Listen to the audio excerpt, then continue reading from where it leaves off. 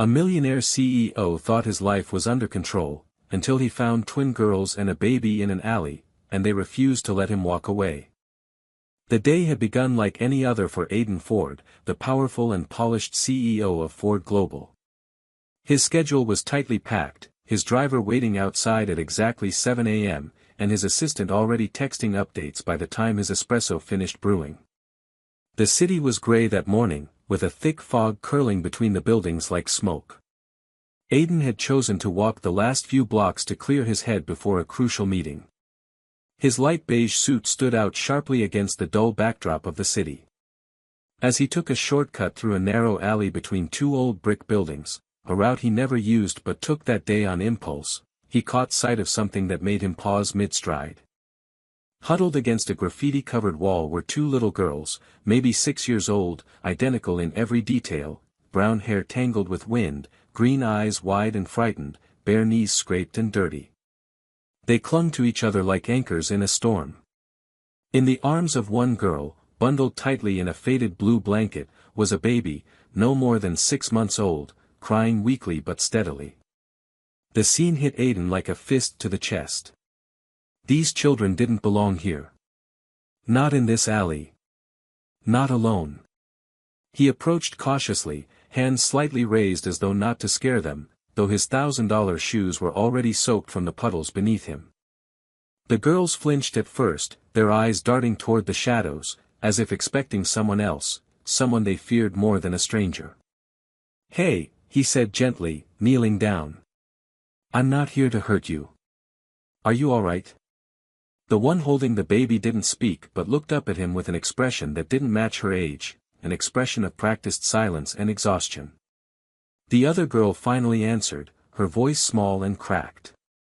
"We don't have anywhere to go." Aiden's mind raced. He asked their names. Lily and Skylar. Twin sisters.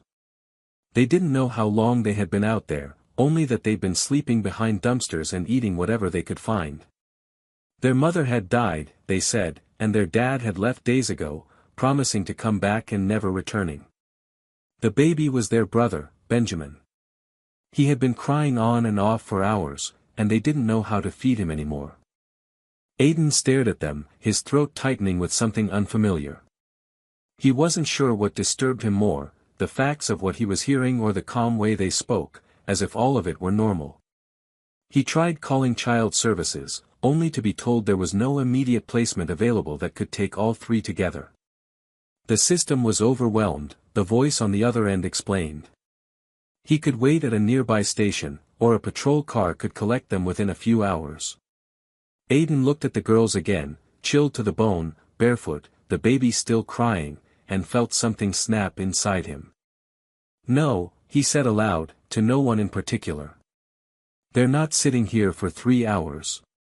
He scooped Benjamin carefully into his arms, and when the girls hesitated, he said, "You're coming with me. Just for a little while. Somewhere warm. Somewhere safe." The twins looked at each other, then at him. Aiden Ford, the man known for his unshakable logic, for never making emotional decisions, had just made one without a second thought. And so, with 2 frightened little girls and a screaming infant in tow, he stepped out of the alley and into a day that would change everything he thought he knew about success, purpose, and family. Aiden didn't fully register the weight of what he was doing until the elevator doors of his building closed behind him, silencing the chaos of the city. The ride up to the top floor felt unusually long, though it lasted less than a minute. He stood there in his spotless suit, cradling a 6-month-old baby whose cries had quieted only slightly. Beside him, Lily and Skylar stood stiff and silent, their eyes darting around the sleek mirrored walls, their small hands clenched into the fabric of their worn clothes. They looked completely out of place, and he knew it. His penthouse, with its glass walls, minimalist design, and pristine floors, had never welcomed children before. It had never needed to. When the doors opened, the girls hesitated before stepping out. "It's okay," Aiden said softly, motioning them in. "This is my home. You can stay here for now." They crossed the threshold with the hesitancy of children used to being unwelcome. The contrast was staggering, two frail little girls and an infant entering a space designed for silence and solitude. Aiden's assistant had texted 4 times about his missed meeting, but he didn't reply. Instead, he focused entirely on finding a blanket, something warm, something soft. His hands, usually steady with negotiations worth millions, shook as he unwrapped Benjamin's blanket and saw how thin and underfed the baby was. He laid the baby gently on the couch and asked the girls when they'd last eaten. "Yesterday morning," Skylar murmured, not meeting his eyes. Aiden went to the kitchen and opened the fridge, which offered nothing helpful: protein shakes, bottled water, a few containers of catered meals. No milk, no baby formula, nothing a child could or should eat. He left the twins on the couch with the television turned low on a cartoon channel and wrapped Benjamin in a fresh towel, then took the baby in his arms and headed back to the elevator. On the way down, he placed an emergency grocery order on his phone and called a nearby pharmacy. He didn't care what it cost, he just needed it immediately. Within half an hour, he returned with bags full of diapers, formula, snacks, juice, wipes, and clothes. The clerk had looked at him strangely, asking if everything was all right, and for the first time, he had no rehearsed answer. Back upstairs, he made bottles for the baby using the instructions on the formula box, his expensive shirt streaked with milk by the time he figured out how to screw the cap on right. When he handed it to Benjamin and the baby latched on hungrily, a strange feeling flooded through him, part awe, part guilt, part protectiveness he didn't know he was capable of. Lily and Skylar sat at the kitchen island with juice boxes and crackers, watching him in stunned silence. Eventually, Lily spoke up. "Why are you helping us?" Her voice wasn't angry. It wasn't even curious. It was cautious, the kind of question that expected abandonment. Aiden paused. "Because someone should have already," he said. "And because I don't want to walk away from you." The girls didn't smile, but something shifted. He saw it in the way Skylar leaned slightly toward her sister instead of pulling away. He saw it in the way Lily began to relax her grip on her plastic cup. These were small signs, but they mattered. Later that evening, he got them into warm baths, an experience that took every ounce of his patience, and laid out new clothes on the bed in the guest room. He had no idea if they'd fit. When they emerged, hair damp, cheeks pink from the warmth, they looked like different children. Still unsure, still scared, but no longer cold. No longer outside. He put Benjamin in a borrowed crib, a delivery rushed from a local store, and sat in the hallway afterward, his head in his hands. The reality of what he had done was beginning to settle in. These children had no one. And by taking them in, even temporarily, he had become someone. It terrified him. But it also gave him a sense of clarity he hadn't felt in years. When he finally walked past the guest room, he saw the girls curled up together on the bed, the baby sleeping soundly between them. Aiden leaned against the doorframe and watched them breathe. He had run an empire, traveled the world, and sat at tables with presidents and kings. But tonight, watching 3 children sleep in a room that wasn't built for them, he felt the weight of something far more profound. Responsibility. And a strange, quiet hope that maybe, just maybe, he was about to become something more than a man in a suit. Morning arrived with soft light breaking through the tall windows of Aiden's penthouse, illuminating the modern furniture and polished floors that still looked untouched despite the presence of 3 children. Aiden had barely slept. He had sat awake most of the night in the armchair beside the guest room, watching over them, listening for any signs of distress. His mind, usually filled with numbers and strategy, was now swimming with images of tiny hands, soft whimpers, and the constant question echoing inside him, what now? He had taken them in impulsively, yes, but not carelessly. And now, he had to figure out what it meant to keep them safe, not for one night, but maybe for many more. The girls woke slowly, blinking at the bright light, their bodies still wrapped around the baby who had miraculously slept through the night. Aiden made oatmeal for breakfast, not because he knew how, but because it seemed simple enough, and he had found a recipe online at 3 in the morning. He nearly burned it, added too much cinnamon, and forgot to check if the girls were allergic to anything, but when he placed the steaming bowls on the table and motioned them over, they came. Quietly. Carefully. As though waiting for the permission to belong. They ate slowly, glancing up at him from time to time as if trying to understand who he was when he wasn't rescuing them from an alley. He tried to make conversation, asking simple things, what shows they liked, if they had favorite colors, whether Benjamin liked music. Skylar, more guarded, gave short, clipped answers. Lily was a little more open, occasionally nodding or whispering, but both girls still held that layer of practice distance, the kind that came from being let down too many times. After breakfast, Aiden sat down and called his legal team. He explained the situation, not with the urgency of a man needing a contract signed, but with the deep discomfort of someone revealing a part of himself he'd kept hidden for too long. The lawyer on the other end was stunned but assured him they'd look into temporary guardianship extensions and the first steps toward long-term custody options. But there would be complications, background checks, home visits, assessments, and potential family members who might come forward. The system didn't move quickly, and children could be moved at any moment if someone deemed it in their best interest. Aiden's hand tightened around the phone. He had never felt so powerless in his life. Not in business. Not in negotiation. But this was different. These were lives, not assets. And the thought of the girls being taken from him, sent to a shelter or split up across foster homes, made something primal rise inside him, a kind of protectiveness he hadn't known he possessed. By mid-morning, he took them to a pediatric clinic. The doctor was kind, gentle, and visibly surprised when Aiden introduced himself as just trying to help them for now. Benjamin was underweight but healthy. The girls were behind on vaccinations but otherwise physically okay. Psychologically, however, the doctor gave Aiden a long, meaningful look and said, "They've clearly been through a lot. Stability is everything now. Even more than food." That word, stability, echoed in Aiden's mind as they returned home. His penthouse was elegant, secure, and spotless, but was it stable? He had built a life of success and efficiency, but not of warmth. He thought about the empty second bedroom, the fact that his fridge had never once stored juice boxes or fruit snacks, the absence of any framed photos on his walls. His world had been curated for solitude, and now it had to become something it had never been, a place that felt like home. That evening, he let them help him decorate.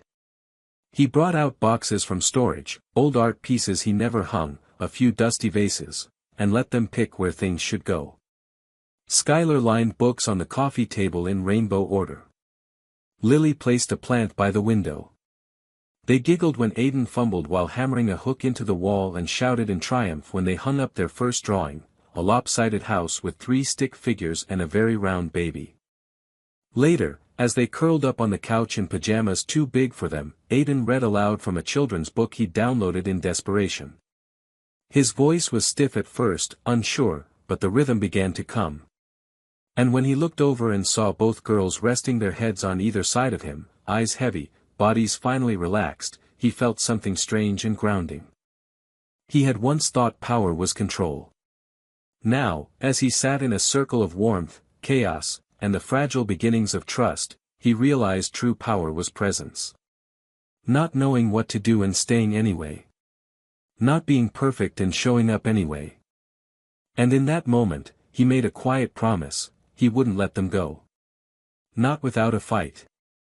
Not while they still needed someone to choose them without condition. The days that followed fell into a strange, fragile rhythm. Aiden found himself waking up earlier than usual, not to read market reports or draft emails, but to warm bottles, check for missing socks, and carefully brush tangles from 2 small heads of brown hair. His mornings no longer began with news alerts or international phone calls, but with tiny voices calling his name from the hallway, or the low, tired cries of baby Benjamin needing to be fed. The structure of his life had been completely rewritten, not by decision, but by necessity. And he didn't resist it. In fact, he began to crave the simplicity of these chaotic, honest new routines. He quickly realized that children didn't fit neatly into the blocks of time his calendar was used to. Nothing about caring for 3 young lives was predictable. Some days were easy, full of laughter, coloring books, spilled juice, and cartoons. But other days brought tantrums that erupted out of nowhere, inconsolable tears from the baby, and hours spent trying to coax the girls into sleep when they were clearly haunted by things they wouldn't say aloud. Aiden was used to solving problems with meetings and logic.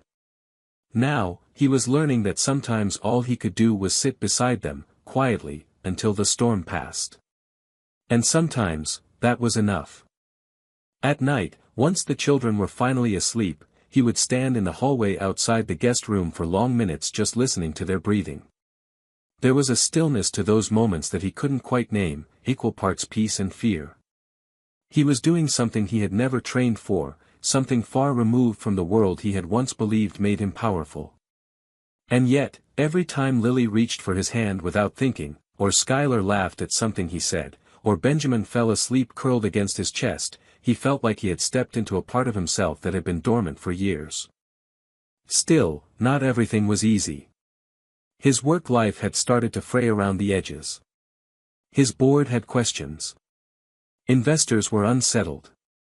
His assistant, who had loyally followed his every instruction for years, began sending messages that sounded more and more like veiled concern. "You missed a call with Tokyo," one message read. "Do you want me to reschedule or delegate?" He didn't reply. Not because he didn't care, but because he was beginning to realize that maybe, for once, the business could wait. One evening, as he was cleaning up spilled cereal from under the kitchen island, he found Lily sitting on the floor in the corner, hugging her knees.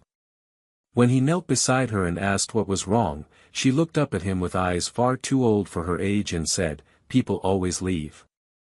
He didn't know what to say at first. Every sentence that came to mind sounded too big, too permanent, or too empty. So instead, he just sat beside her and said quietly, "I'm here now." She didn't respond, but after a few minutes, she leaned her head against his shoulder. He didn't move until she did. The next day, they drew pictures together. Aiden wasn't good at it, but the girls didn't care. They laughed when he messed up the hands or made animals look ridiculous. At one point, Skylar handed him her drawing and said, "It's our new house." It was a stick figure version of his penthouse, complete with big windows and a smiling sun. "You drew me?" he asked, pointing to the tall figure. She nodded and said simply, "Because you didn't go away." He stared at the paper longer than he meant to, his throat suddenly tight. That night, after putting the kids to bed, he stood in front of the mirror in his bedroom. His suit jacket was still hanging over the chair where he had tossed it 3 days earlier. His tie hadn't been touched. The reflection staring back at him was tired, with dark circles under his eyes and a kind of uncertainty he wasn't used to seeing. But there was something else there, too. A softness. A depth. A man who had made a decision that couldn't be undone, and didn't want it to be. He was beginning to understand that love, the real kind, didn't arrive with fireworks or declarations.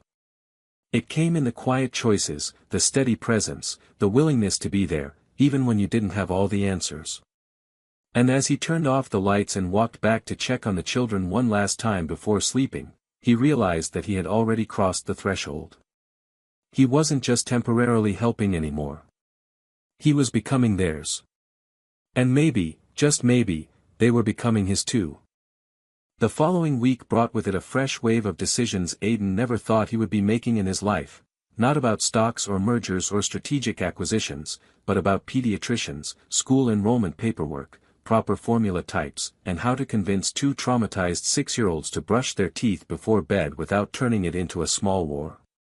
For the first time in over a decade, Aiden canceled an entire day's worth of meetings, not because of illness, not because of a sudden market drop, but simply because Lily had woken up crying and refused to let go of his hand. Something in her sobbing clung to his spine long after the sound faded.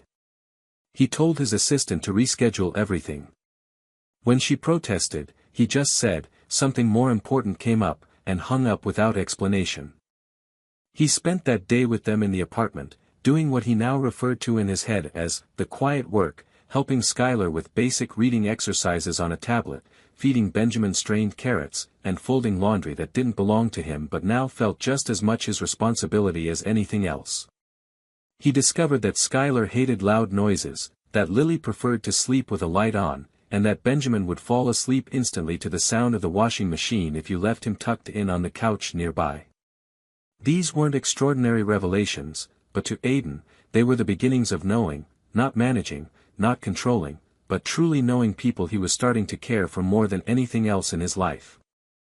At one point in the afternoon, Skylar handed him a drawing she had been working on all morning.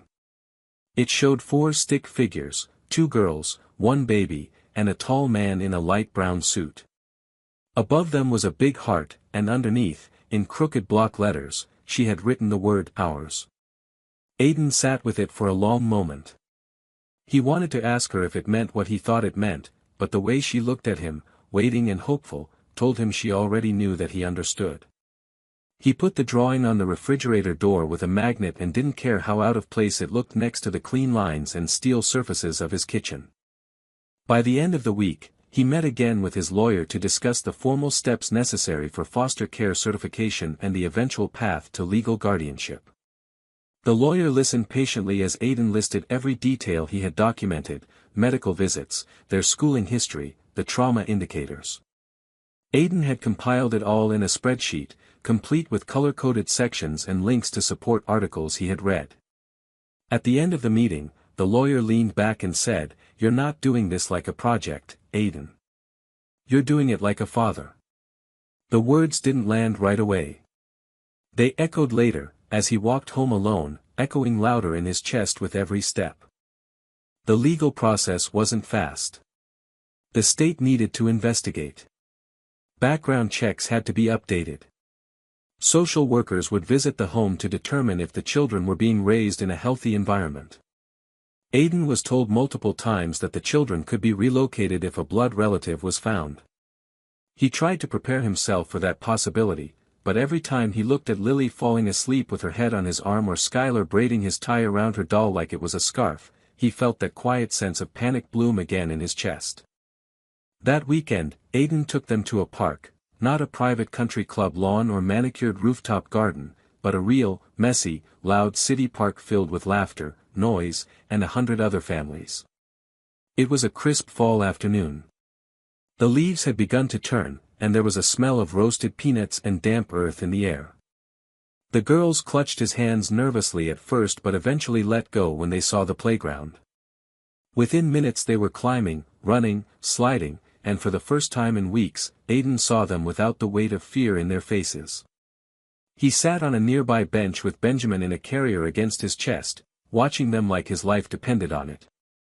When a woman sitting nearby struck up conversation, asking how old his daughters were, Aidan hesitated for half a second before saying, "They're 6. It was the first time he said it that way. Not, "2 girls I'm helping" or "children staying with me temporarily." Just, "they."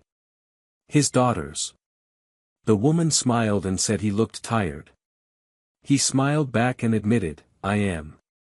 But it's a good tired." That night, back at the apartment, as he helped them into pajamas and read their favorite story for the 5th time in a row, he noticed something subtle but powerful. They didn't ask if he would still be there in the morning. They didn't need to anymore. And in that, he realized the shift had already happened. It wasn't about blood or paperwork. It was about consistency. About showing up again and again until doubt had nowhere left to hide. He tucked them in, turned off the light, and as he stepped out of the room, he heard Skylar whisper to Lily, "I think we found our home." Aidan stopped in the hallway and pressed his hand to the wall, holding back the ache in his throat. He didn't need permission. He didn't need more time. He already knew. They were his. And he would never let them go. Aidan was beginning to understand that fatherhood wasn't something that arrived all at once. It crept into the spaces between tasks, grew in the quiet sacrifices, and settled into the small, unexpected moments that no one else would ever notice. It was when he remembered to cut the crust off Skylar's sandwich because she didn't like the texture. It was when he stayed up reading parenting forums at 2 in the morning, searching for ways to soothe a teething baby without medication. It was in the way Lily started leaving her drawings on his desk before heading to school, trusting he'd notice, and that it would matter. These weren't grand gestures, but they stitched together something real. Something lasting. Every weekday morning began with chaos, but Aiden learned to find rhythm in it. The sharp, rigid order of his previous life, where every second was scheduled and every meeting mapped, had softened into a new kind of structure, one that revolved around brushing teeth while dodging spilled cereal, braiding tangled hair before the school bus arrived, and making sure Benjamin had enough clean onesies to get through the day. It was exhausting in a way no boardroom ever was, but it gave back something priceless. At night, when the apartment was finally still, Aiden didn't miss the silence of his old life. He missed the noise. He missed them. Social workers had begun their visits, arriving with notebooks and polite questions and long glances across the space that was now filled with toys, child-sized chairs, and a fridge covered in finger paintings. Aiden had expected to feel judged, but instead he felt proud. Proud of how far they'd come. Proud that the home no longer looked like it belonged to someone afraid of love. He answered every question honestly, no embellishments, no performances. He didn't want approval based on illusion. He wanted it built on truth. One morning, Lily woke up with a fever. Aiden called off work immediately and spent the entire day on the couch beside her, wrapping her in blankets, cooling her forehead with a damp cloth, and reading her favorite book over and over until she finally drifted off. He hadn't cancelled a full day's responsibilities in years, not even for himself, but this time he didn't hesitate. There wasn't a single doubt in his mind that she came first. Watching her breathe, cheeks flushed with heat, he realized how terrified he would be if he ever had to let her go. That kind of love didn't ask for permission. It simply took root. Skylar had become more attached too, though she showed it differently. She didn't always ask for affection, but she watched him constantly. Every move he made, every time he poured milk or zipped a coat, she tracked it like it meant everything. It was only when he found a folded note on his desk, written in shaky letters that read, "Thank you for not leaving," that he realized how much she still feared it. He sat down that night and wrote her a letter back, just a few lines, simple words, telling her that he was here and he wasn't going anywhere. He placed it on her nightstand. She didn't mention it the next morning, but she held his hand all the way to school. The legal process moved slowly. There were endless forms, interviews, and background checks, and always the looming fear that somewhere, a distant relative might appear and lay claim to the children. Aiden had prepared for that. He knew it could happen. But knowing it didn't make it any easier to imagine. He had become a man who used to fear failure in business. Now he feared losing a bedtime routine, a Saturday at the park, the sound of laughter echoing off his once sterile walls. Benjamin was thriving. The baby had gained weight, started sitting up, and giggled every time Aiden tried to feed him with exaggerated sound effects. Aiden didn't know when it had happened, but somewhere along the way, Benjamin had stopped feeling like someone else's child. He had become his son in every way that counted. He held Aiden's thumb tightly when falling asleep, turned his head toward his voice in a crowded room, and stopped crying when Aiden walked in. The bond wasn't forced. It had formed naturally, silently, until it became undeniable. On a rainy Thursday evening, the four of them were gathered in the living room. The girls were building a blanket fort while Benjamin napped nearby. Aiden was on the floor with them, holding pieces of the fort in place while Skylar gave instructions like a miniature architect. Suddenly, Lily paused and asked, "Are we going to stay here forever?" Her voice wasn't afraid, it was hopeful, but hesitant, like she wanted to believe it but needed to hear it out loud. Aiden looked at her and didn't blink. "That's the plan," he said. "If you want to." She nodded and continued building the fort. Skylar smiled without saying anything. It was enough. That night, after they'd all fallen asleep, Aiden stood alone in the quiet of the living room, surrounded by small socks and stuffed animals and empty juice cups. He picked up Skylar's drawing from the fridge, the one with the big heart and the word ours, and stared at it again. The word meant something different now. It meant belonging. It meant future. It meant that whatever was coming, they would face it together. He didn't know what the next few months would hold. There could still be obstacles. But the doubt had faded. He had already made his choice. They were his children. His family. And no court or circumstance would ever change what they had built together, piece by imperfect piece. Winter settled over the city in slow, heavy waves. The mornings came later, the light weaker, and the wind sharp enough to steal your breath. But inside Aiden's apartment, warmth had become more than just temperature. It lived in the details now, in the way the living room was cluttered with toys, in the laundry baskets filled with mismatched socks, in the little smudged fingerprints left on the window panes by curious hands trying to catch snowflakes. What had once been a sterile, high-rise fortress for a man who prided himself on detachment had evolved into a living, breathing home. The quiet had been replaced by bedtime songs, tantrums, laughter, and the daily hum of life with 3 children. It had been nearly 3 months since Aiden had found the children in that alley. The legal process was still crawling along, but something deeper and more powerful had already shifted. They no longer saw each other as strangers who were thrown together by circumstance. They were now a unit. The girls started calling him Dad without any grand moment or ceremony. It began one night when Lily whispered it accidentally as she was falling asleep. Aiden didn't react right away, afraid that acknowledging it might make her take it back. But when Skylar started using it too, more casually, almost testing the word, he felt something unspoken settle into place. He didn't ask them to call him that. They chose it on their own. That was what made it real. Benjamin had just turned 8 months old.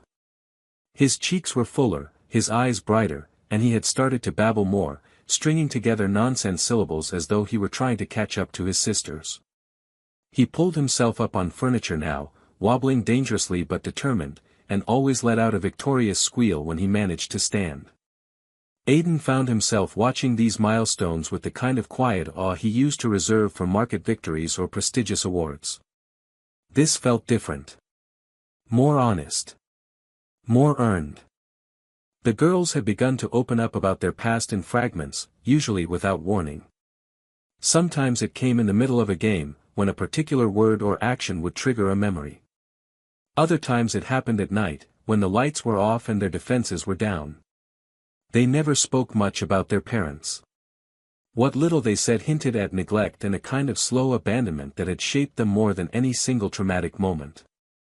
Aiden never pushed them to share more. He just listened. And he was always there the next day, doing exactly what he had done the day before, showing up. His company had finally forced a decision. The board, while sympathetic to his personal life, had made it clear that his ongoing absence was affecting operations. They offered him a compromise: step down as CEO but remain chairman of the board with a flexible schedule. It would be a public gesture, they said, a way to show he still had influence. Aiden didn't even hesitate. He accepted the offer within the hour, then left the office for the last time, not with a sense of loss, but with unexpected relief. He walked out into the snow-covered street, called the nanny to check on the kids, and went to pick up groceries like any regular father preparing dinner on a Tuesday night. That weekend, the social worker assigned to their case made an unannounced visit. Aiden was elbow-deep in cookie dough with Lily while Skylar was coloring nearby and Benjamin was gnawing on a soft toy on the floor. The apartment was messy, loud, and chaotic. The social worker observed them quietly, took a few notes, asked the girls how they were doing. They responded with ease, almost proudly showing her their favorite corners of the apartment: the bookshelf, the plant they were helping grow, the little drawer in the kitchen filled with their own forks and plates. At the end of the visit, the woman looked at Aiden and said softly, "They're not just surviving here. They're thriving." He didn't respond with a polished answer. He simply nodded and swallowed the emotion building in his throat. That night, after the kids were asleep, Aiden sat on the couch in the dim light of the kitchen, a cup of tea cooling in his hands. He stared at the small photograph Lily had taken with his phone and insisted they print, the four of them at the park, bundled in coats, faces pressed close together in a haphazard, imperfect family portrait. There was snow in Lily's hair, Skylar was mid-laugh, and Benjamin's mitten was half off. Aiden looked tired, maybe even unsure. But he was smiling, not for the camera, but from something much deeper. It wasn't just happiness. It was peace. He realized then that nothing about this life was what he had planned. It wasn't polished or efficient or predictable. It was messy and loud and inconvenient. But it was his. Fully, completely his. And no matter how many legal forms still needed signing, no matter how many visits or reviews stood ahead, in his heart there was no longer any question. This was his family. And he was already exactly where he was supposed to be. The final court hearing had been scheduled for a Wednesday morning, the kind of cold, pale day when even the sky looked hesitant. Aiden woke up before dawn, not because of nerves, but because his body had long since adjusted to the quiet rhythm of fatherhood, early mornings, soft footsteps in the hallway, the familiar sound of Benjamin stirring in his crib. He stood at the window in his kitchen with a cup of coffee in his hand, watching the sun slowly rise behind the buildings, its gold light filtering through the glass and painting the walls in warmth. Today was the day everything would either become official or fall apart. But in Aiden's mind, the decision had already been made. Not by the court, but by time. By the trust that had formed slowly between him and the children. By every bedtime story, every tear wiped away, every moment he had chosen to stay. The kids didn't sense his anxiety, or if they didn't let it show. Lily and Skylar were excited, giddy even. They had picked out matching dresses with glittery sleeves and asked Aiden to fix their hair in double braids, which he did, albeit clumsily. Benjamin was bundled in a tiny navy suit that made him look like a doll, chewing happily on the edge of his toy giraffe as if the day ahead was just like any other. To them, this wasn't a courtroom or a legal process. It was just another chapter in a story that had already begun months ago, the moment Aiden had bent down in that alley and said, "You're coming with me." At the courthouse, the atmosphere was more somber. They passed security, took the elevator, walked the polished hallway to the family court, and sat on a long bench outside the hearing room. The children stuck close to Aiden, quiet now, watching the people around them. Other families waited too, some tense, others indifferent. Aiden had been through more negotiations than he could count, but this was different. He couldn't strategize his way through this. He had already given everything, his time, his heart, his future. Now all that remained was the judge's decision. The courtroom itself was smaller than Aiden had expected. Wooden benches, a high bench for the judge, a scattering of officials, and a clerk with a kind voice. When their case was called, Aiden stood and took the children with him to the front. The judge was an older woman, with sharp eyes and a tired expression, someone who had seen too many stories like this one and had learned not to trust easily. But as she read through the case file, glanced at Aiden's records, reviewed his background, and listened to the social worker's final recommendation, something softened in her face. She asked him questions. Why he had taken them in. Whether he understood what permanent guardianship meant. Whether he knew the responsibility wasn't temporary. He didn't flinch. His answers were steady, honest. He told her he had found 3 children in an alley and discovered a piece of himself he hadn't known existed. He said he wasn't perfect, that he had made mistakes, that every day was hard and unpredictable, but that he had never, not once, considered walking away. He told her he loved them. All 3 of them. And that they were not a burden. They were his life. The room fell silent after he finished speaking.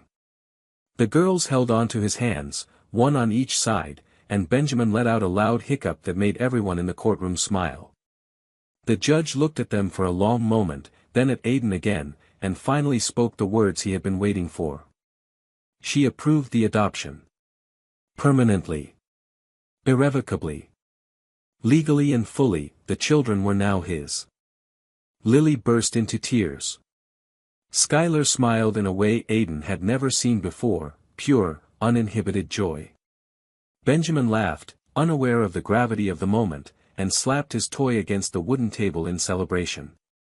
Aiden's hands shook as he signed the final papers, not from fear, but from relief, from gratitude, from the staggering realization that this moment would define him more than anything else he had ever accomplished. Outside the courthouse, the wind had picked up, but it didn't feel cold. They walked together down the steps, hand in hand, as if gravity itself had changed. Aiden felt it in his bones. He was no longer just a man trying to do the right thing. He was a father. No longer temporary, no longer waiting for permission. It was done. It was real. It was forever. They went to the small diner down the block to celebrate, the kind of place Aiden never would have entered a year ago, but now felt like the perfect choice. The kids ordered pancakes and hot chocolate. He let them eat whipped cream straight from the can. They laughed and made a mess. Benjamin flung a spoon across the table and nearly hit a waiter. Aiden didn't care. He smiled through all of it, memorizing every detail. Later that night, back at home, the girls insisted on a family movie night. They all curled up on the couch in one big tangle of blankets and limbs. Aiden didn't even make it halfway through the movie before Lily fell asleep on his shoulder and Skylar on his chest. Benjamin was already in his crib, out cold, his breathing slow and even. Aiden didn't move. He sat there in the dark, the soft glow of the screen flickering across their faces, and realized something that brought tears to his eyes, not because he was sad, but because he finally understood. All his life, he had been chasing legacy, building empires, collecting titles. But this warmth, this weight of tiny bodies leaning into him, this quiet, ordinary night, that was his legacy. Not a corporation. Not a building with his name on it. But a life rebuilt from the broken places. He had found his purpose not in the place he was going, but in the people who had walked into his life when he least expected them and taught him how to stay. The ending of this story is not just heartwarming, it's transformative. What began as a chance encounter in a cold alley becomes a deeply human journey about healing, identity, and love chosen freely rather than inherited by blood. Aiden's evolution from a detached, high-powered CEO into a devoted, emotionally present father is handled with realism and tenderness. His change doesn't come from dramatic declarations or overnight epiphanies, but through small, honest decisions made in everyday moments, showing up for nightmares, learning how to braid hair, burning breakfast and trying again. What makes the ending powerful is its restraint. The adoption doesn't solve everything, it doesn't erase the children's trauma or Aiden's fears, but it affirms a truth the story has been building toward from the very beginning: family isn't something you find. It's something you choose, again and again, even when it's inconvenient, even when it's hard. Especially when it's hard. In a world where so many stories rely on grand gestures, this one stands out by honoring the quiet ones, the late-night feedings, the whispered reassurances, the drawings taped to the fridge. It's these small acts of love that create real transformation. And by the final scene, when Aiden finally sees his legacy not in a skyscraper or a balance sheet, but in the children asleep on his shoulder, we feel not just resolution, but deep emotional truth. This story reminds us that the most life-changing moments rarely announce themselves with fanfare. Sometimes, they begin with a single decision to care, and never stop.